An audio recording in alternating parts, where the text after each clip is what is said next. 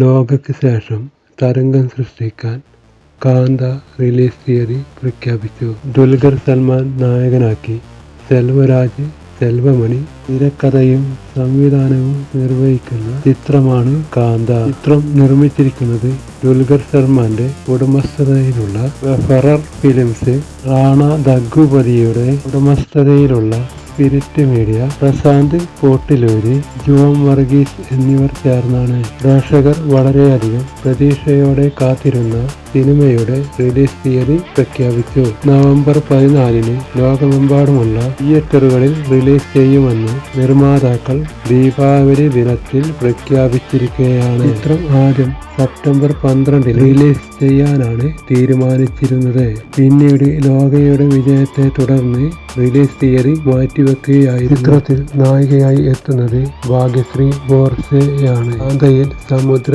കനിയും ഒരു പ്രധാന വേഷം ചെയ്യുന്നു. ദുൽഖർ സൽമാന്റെ തമിഴ് സിനിമയിലേക്കുള്ള തിരിച്ചുവരവും കൂടിയാണ് കാന്ത. 2022 സിനാമിക എന്ന തമിഴ് ചിത്രത്തിൽ ദുൽഖർ സൽമാൻ അഭിനയിച്ചത്. ശ്രീ ഹർഷ രാമേശ്വരനും തമിഴ് പ്രഭയും ചിത്രത്തിന്റെ അഡീഷണൽ തിരക്കഥാകൃത്താണ്. കൂടാതെ അഡീഷണൽ സംഭാഷണ രചയിതാവും സ്റ്റോറി കൺസൾട്ടന്റും തമിഴ് പ്രഭയാണ്. കാന്തയുടെ ഛായാഗ്രഹണം ആനി സഞ്ജാസ് ലോപാസും സംഗീത സംവിധാനം ജാനു ചന്ദറുമാണ്.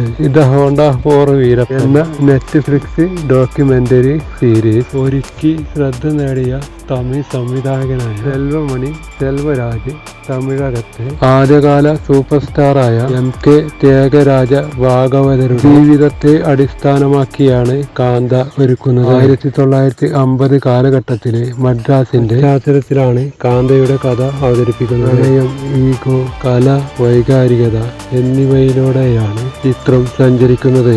തമിഴിൽ ഒരുക്കിയ ഈ ചിത്രം മലയാളം, തെലുങ്ക്, ഹിന്ദി ഭാഷകളിലും റിലീസ് ചെയ്യും.